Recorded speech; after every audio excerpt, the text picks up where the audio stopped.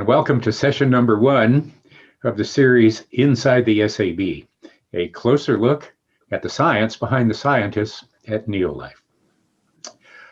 Today, I'm speaking with Dr. Ariana Karugi, a longtime scientific advisory board member, in fact, one of the longest now.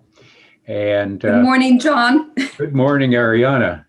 It's good to see you again. I know it's been a strange year, hasn't it? Yes, for sure.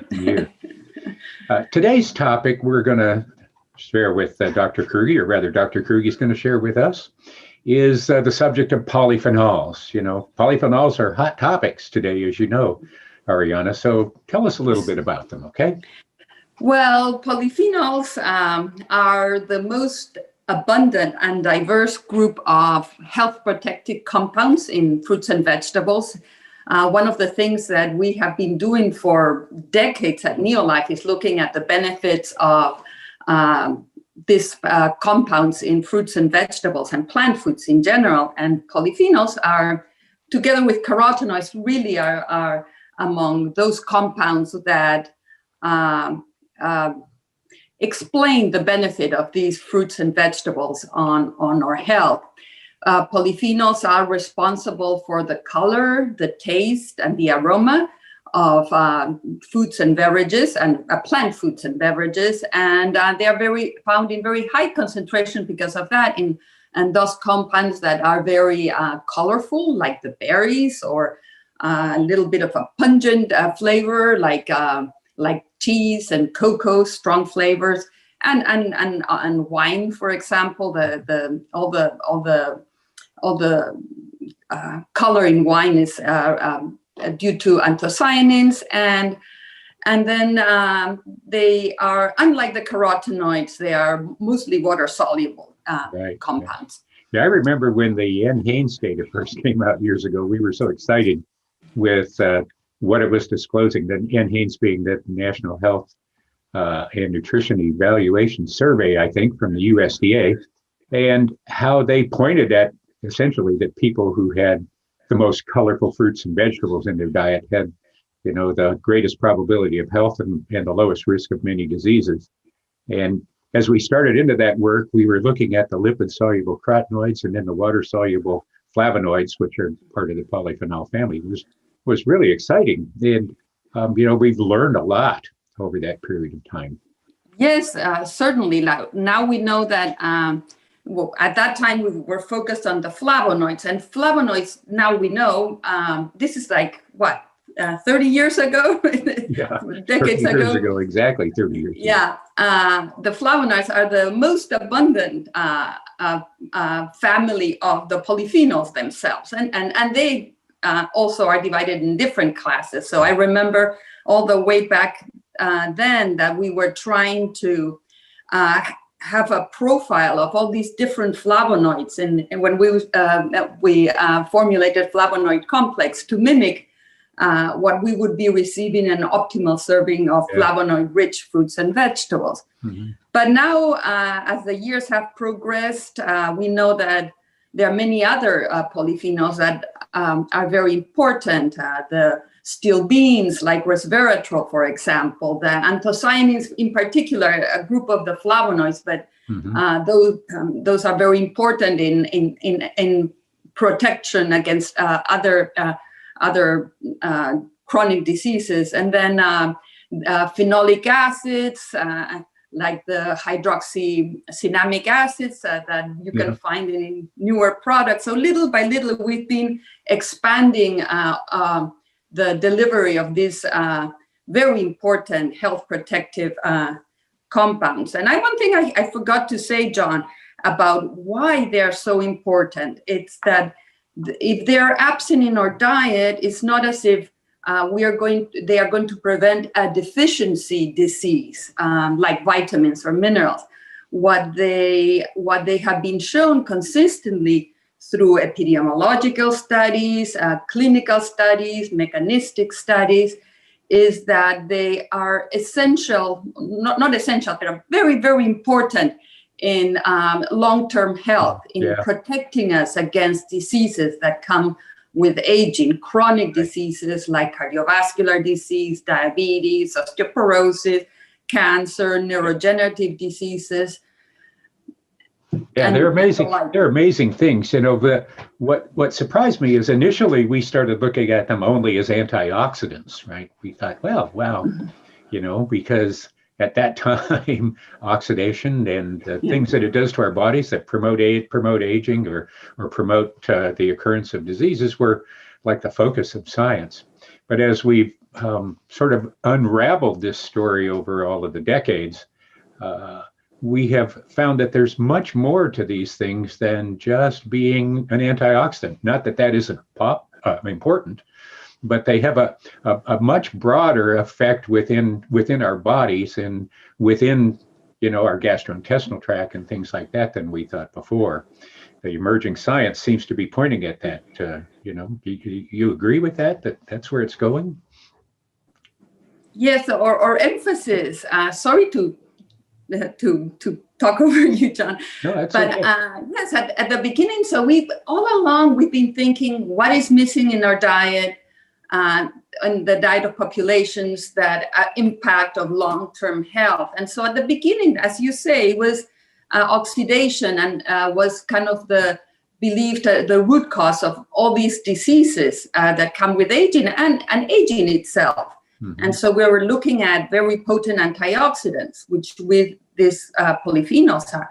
But then their benefits cannot be explained solely to their antioxidant function. So we started looking at inflammation and chronic inflammation, which means low-grade inflammation throughout the body consistently. And then we found out, or scientists found out, that yes, it was not only oxidative stress, but it was coupled with systemic oxidation, inflammation that might be at the root cause of aging and disease. Mm-hmm. And now we have moved to a new mechanism as polyphenols are also very potent, what we call signaling molecules. What is signaling molecules is that they signal pathways inside the cell, and also in how the cells interact with each other. They affect or modulate enzymes that regulate many important pathways in our body, like energy pathway, lipid pathway, glucose metabolism. And in this way, acting as this, what we call signaling molecules, they affect, they benefit our health. And obviously also our immune system too is they modulate inflammation and immune function also. So we have all this group of actions. But we really at this point, after how many 30 years, we don't exactly know for sure how they work, but we are just building this background. Yeah, I know we've learned a lot over those 30 years, but there's still an awful lot to learn about these, especially in the emerging connections that you're talking about, things like that. I remember back in the day, after we had been working in this a while, you and I were at a meeting someplace, and we ended up having breakfast with a bunch of folks, and out of that came the creation of FINRIG, the Plant Polyphenol Human Research Interest Group, and how everybody was at that time already excited about where all of these things were going to go. And it's apparent that they have continued to go in those directions. Yes, this was... Oh, go ahead. No, go ahead. No. Okay. This was when you talk about the FINRIG, there was a 20 odd number of years ago. Yeah. And really, we were trying to mimic the carotenoid research interest group, and we were saying, where there's these compounds are also just as important. They are parallel to the carotenoids.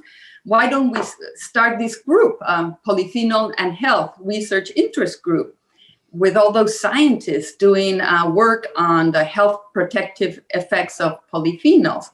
And at that time, really it was the beginning of the the polyphenol research area, and that has continued year and year and year, expanding their role.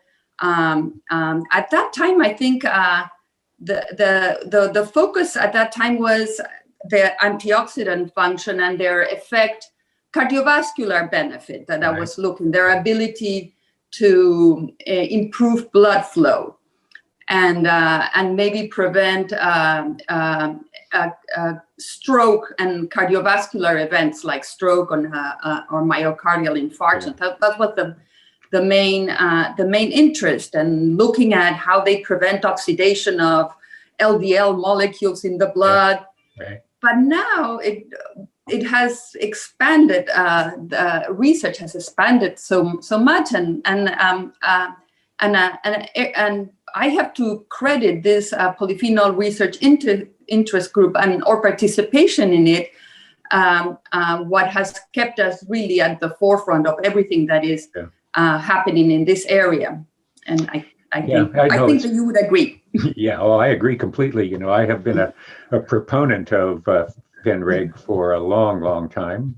I think for two reasons. One, it certainly acted as a conduit by which we could learn more and more and more. I've always been interested in not what scientists know, because they often publish that, but also what they think, where they think the research is going. So groups like that are really, really important for that activity. One of the things that I just want to focus on here for a moment is the idea that polyphenols have this anti-inflammatory capacity to them, that they seem to be able to modulate maybe natural inflammation that goes on. But there's a lot associated with that idea that goes beyond just what that means. The whole idea of aging.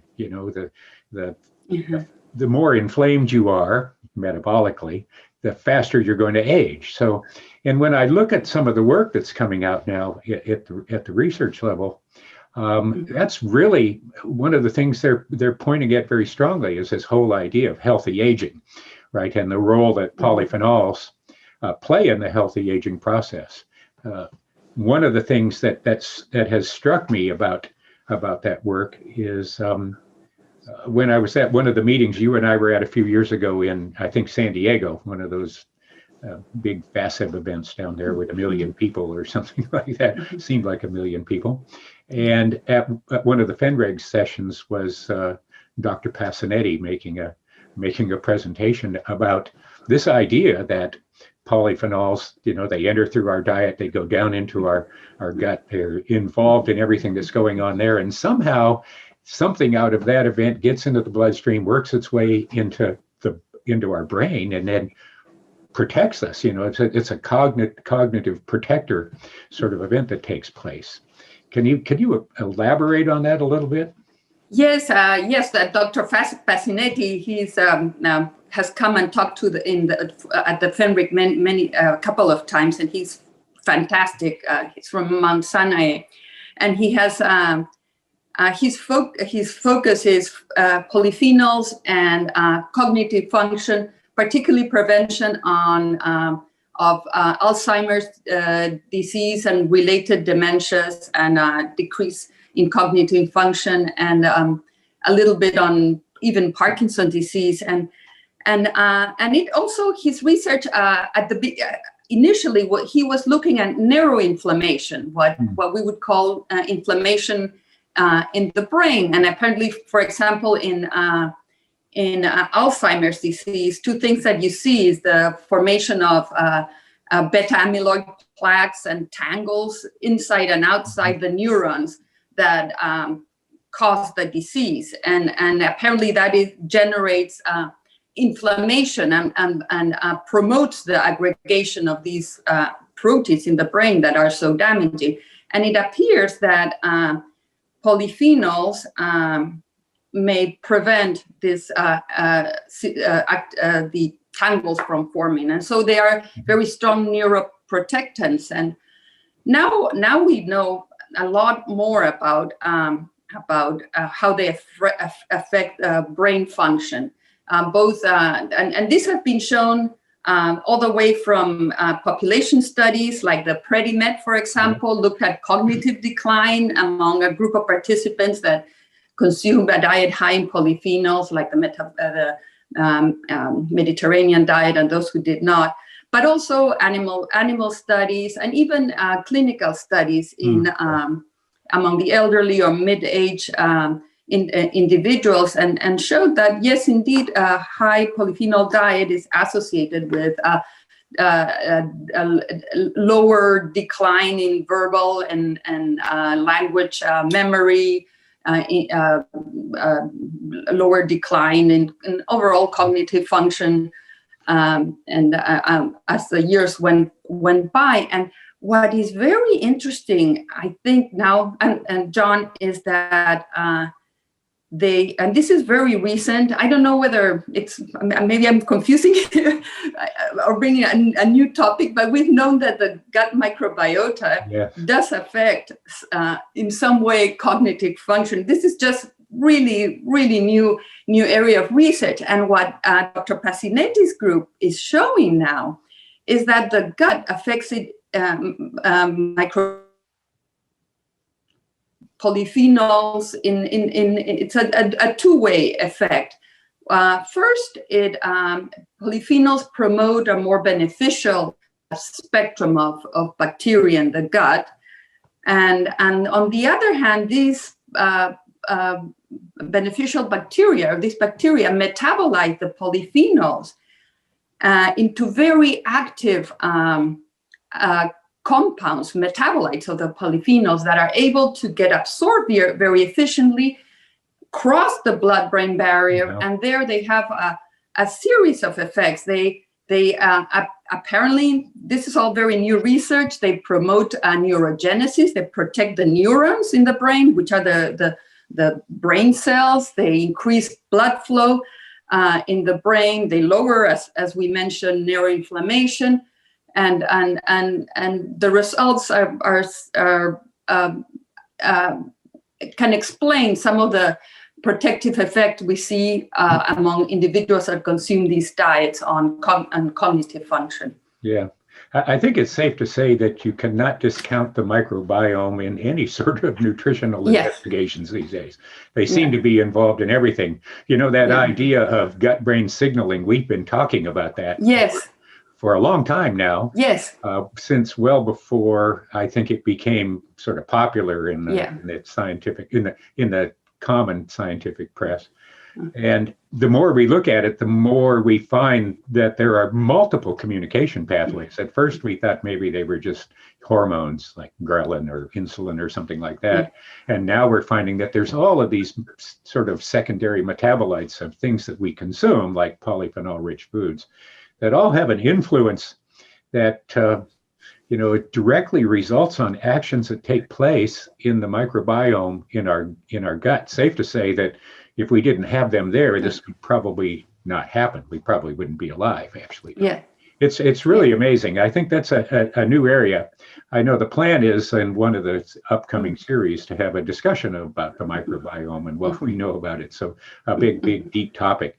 One of the things that I've always loved about the way we pursue science in the Scientific Advisory Board is we always take a holistic look at things. We don't look at just nutrient density. We don't want to give people a big bunch of one thing. We've always looked at the balance between density and diversity. And I think when it comes to polyphenols, flavonoids and polyphenols, the diversity of having a diversity of those in the diet is really important, because you don't know if one or two or three or four, or what specific ones you might need most. And seems to be a synergy between many of them. So, that is really stuff. Important. I second what you're saying there. What we know is that they work synergistically, and the other idea that we also is that different type of these polyphenols, be it steel beans, be it flavonoids like like the catechins, that very, very important, which are flavonoids or the anthocyanins, and the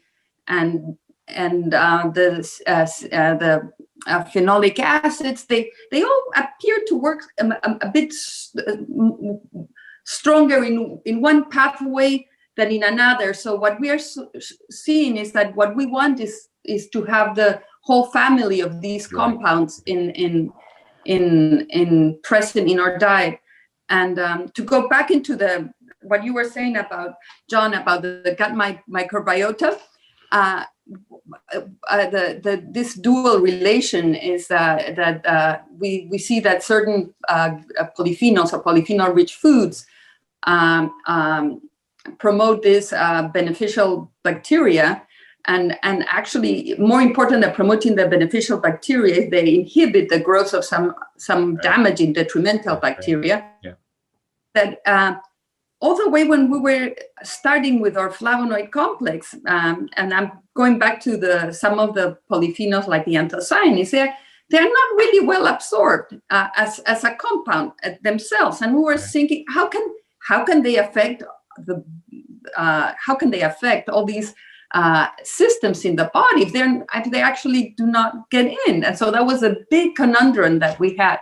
Whereas now what we understand very clearly is how the gut microbiota metabolizes them into many more active little components that are very readily available, and we can measure in the blood and even in the brain. Yeah. So very, it's amazingly complex stuff. Yeah. And, which is why I think our approach of assuring diversity of these things in products like flavonoid complex and TRAE and even glucose balance, where we set out to make sure that we're not delivering just one thing. We're not taking a drug approach. We're taking a food approach of feeding a broad spectrum of these things to the gut. I think that pays off in terms of the benefit it applies, but also the application of the science. I know at the SAB, we do not like to get out on a limb. If there's no science to support where we're going, we tend to not want to go there. And that's, I think, a big benefit for us. So just sort of wrapping up here, where do you think this is going to go in the future? I know we're working on more and more products and more ability to deliver these things, but this just seems to be an unending sort of opportunity for scientific investigation and delivery of benefit to people. Yes, I think that what is the future going to bring us? I think a greater realization of the importance of a diet rich in plant foods that contain these compounds. And a mechanism to include them in their diet as a supplement, as a maintaining our intake of fruits and vegetables, and also including in our diet polyphenol-rich products like teas and spices and all the benefits that these provide as a family of compounds. Yeah. Rather than, I don't think it's ever going to take us to individual. We find one that is responsible for everything. No, I think that the individuality of the person and the individuality of their microbiome is going to continue to promote the idea that diversity, delivering the diversity of these things in the diet is the sort of thing. Yeah. So anyway, listen, this has been a lot of fun for the first series. I always enjoy talking to you. We've had many conversations like this over the years. We're probably due to go to lunch again here at some point when that's allowed. Yes. But I want to just say thank you, Ariana. Thank you, John, so much. And I think one thing that one last message for everybody is the realization that the Western diet really is not providing as we move forward. Not only the amount, but the variety of these compounds as we become more narrowly focused focused in our diet and the type of food that we are eating, going more to convenience rather than with our hectic likes. And so I think that our body needs to function at optimal levels, and one thing that we have to keep in mind all the time. Yeah. And it's always on talking to you and having our lunches where we explore 101 things Yes, right. to do in the future. Yeah, we got lots to do. Anyway, thanks a lot for sharing this time with us today. It's a lot of fun. I look forward, maybe down the road here, we'll do some more on some different topics. But you take care and be well, okay? And to everybody that listened in today, thank you. You too. We appreciate you sharing a little of your time with us. Okay, so take care, Ariana, and we'll see you down the road. Bye-bye, John. Bye-bye. Bye.